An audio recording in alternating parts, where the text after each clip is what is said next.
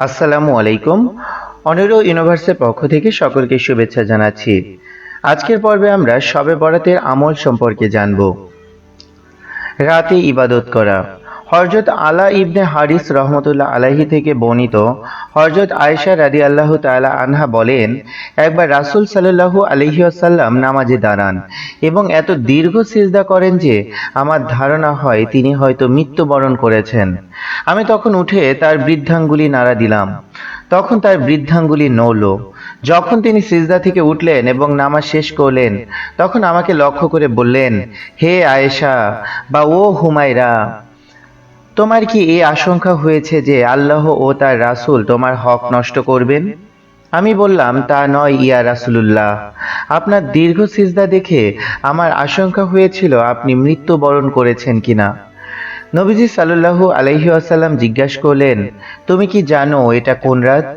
আমি বললাম, আল্লাহ ও তার রাসূল সাল্লাল্লাহু আলাইহি ওয়াসাল্লাম ভালো জানেন। রাসূল সাল্লাল্লাহু আলাইহি ওয়াসাল্লাম বললেন, এটা হলো অর্ধ শাবানের রাত। আল্লাহ তাআলা অর্ধ শাবানে তার বান্দাদের প্রতি নজর দেন এবং ক্ষমা প্রার্থনাকারীদের ক্ষমা করেন, অনুগ্রহ প্রার্থীদের প্রতি অনুগ্রহ করেন, আর বিদেশ পোষণকারীদেরকে ছেড়ে দেন তাদের অবস্থাতেই।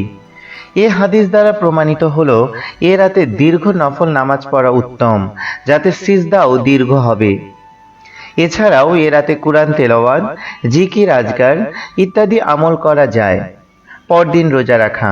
হযরত আলী রাদিয়াল্লাহু তাআলা আনহু থেকে বর্ণিত, রাসূলুল্লাহ সাল্লাল্লাহু আলাইহি ওয়াসাল্লাম বলেছেন, 15 শাবানের অর্থাৎ 14 তারিখ দিবাগত রাত যখন আসে, তখন তোমরা রাতটি ইবাদত বন্দেগীতে কাটাও এবং দিনে রোজা রাখো। কেননা এ রাতে সূর্যাস্তের পর আল্লাহ তাআলা প্রথম আসমানে আসেন এবং বলেন, কোনো ক্ষমা প্রার্থনাকারী আছে কি? আমি তাকে ক্ষমা করব। আছে কি কোনো রিজিক প্রার্থী? আমি তাকে রিজিক দিব। এভাবে সুবহে সাদিক পর্যন্ত আল্লাহ তাআলা মানুষের প্রয়োজনের কথা বলে তাদেরকে ডাকতে থাকেন। এই রিওয়ায়তটির সনদ জয়ীফ, কিন্তু মুহাদ্দিসিনে কিরামের সর্বসম্মত সিদ্ধান্ত হলো ফাজাইলের ক্ষেত্রে জয়ীফ হাদিস গ্রহণযোগ্য। তাছাড়া শাবান মাসে বেশি বেশি নফল রোজা রাখার কথা বহু হাদিসে এসেছে এবং আইয়ামে বীজ তথা প্রতি চন্দ্র মাসের 13, 14 ও 15 তারিখে রোজা রাখার বিষয়টি সহিহ হাদিস দ্বারা প্রমাণিত। ইবাদত করতে হবে নির্জনে। এই বিষয়টি মনে রাখতে হবে, এ রাতের আমলসমূহ বিশুদ্ধ মতানুসারে সম্মিলিত নয়, নির্জনে একাকীভাবে করণীয়। পুরুষদের জন্য তো ফরজ নামাজ অবশ্যই মসজিদে আদায় করতে হবে। তারপর তারা এবং মহিলারা যা কিছু নফল পড়বার তা নিজ নিজ ঘরে একাকী পড়বেন। এসব নফল আমলের জন্য দলে দলে মসজিদে এসে সমাবেত হওয়ার কোনো প্রমাণ হাদিসে নেই, আর সাহাবায়ে কিরামের যুগেও এর রেওয়াজ ছিল না। তবে কোনো ঘোষণা ও আহ্বান ছাড়া এমনিতেই কিছু লোক যদি মসজিদে এসে যান, তাহলে প্রত্যেকে নিজ নিজ আমলে মশগুল থাকবেন, একে অন্যের আমলে ব্যাঘাত সৃষ্টির কারণ হওয়া যাবে না। শাইখুল ইসলাম মুফতি তাকি উসমানী বলেন, ইমাম আজম আবু হানিফা রহমতুল্লাহি আলাইহি বলেছেন, নফল ইবাদত এমনভাবে করবে যে সেখানে কেবল তুমি আছো আর আল্লাহ আছেন, তৃতীয় কেউ নেই। সুতরাং যে কোনো নফল ইবাদতের ক্ষেত্রেই শরীয়তের অন্যতম মূলনীতি হলো তাতে জামাত করা মাকরুহে তাহরিমি ও নিষিদ্ধ। হযরত আশরাফ আলী থানভী রহমতুল্লাহ আলাইহি এর মত, তিনি বলেন, হাদিসে শবে বরাতের 3টি কাজ সুন্নত মতো করাকে সওয়াব ও বরকত লাভের উপায় বলা হয়েছে। প্রথমত, 15 তারিখ রাতে কবরস্থানে গিয়ে মৃতদের জন্য দোয়া ও ইস্তেগফার করা, সাথে সাথে গরিব মিসকিনদের কিছু দান করে সে দানের সওয়াবটুকু ওই মৃতদের নামে বকশে দিলে আরো ভালো হয়। সেই মুহূর্ত হাতে না থাকলে অন্য সময় গোপনে কিছু দান করে দেওয়া উচিত। দ্বিতীয়ত, রাত জেগে একা একা বা বিনা আমন্ত্রণে জড়ো হয়ে যাওয়া 2-4 জনের সাথে ইবাদতে মশগুল থাকা। তৃতীয়ত, শাবানের 15 তারিখ নফল রোজা রাখা। এ রাতের কিছু ভিত্তিহীন কাজকর্ম।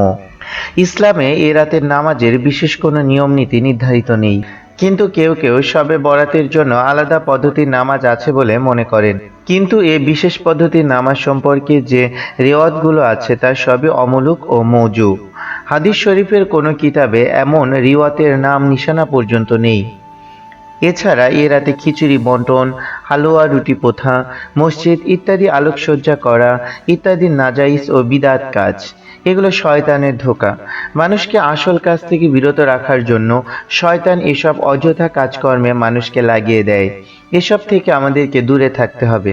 আর খেয়াল রাখতে হবে এ রাতে জাগ্রত থাকতে গিয়ে ফজরের নামাজ ফওত না হয়ে যায়, কেননা এ সারা রাত বিশেষ আমলও ফজরের ফরজ নামাজের বিকল্প বা সমতুল্য হতে পারবে না, যেহেতু ফজরের নামাজ হচ্ছে ফরজ আর এ রাতের বিশেষ ইবাদত বন্দেগী হচ্ছে নফল।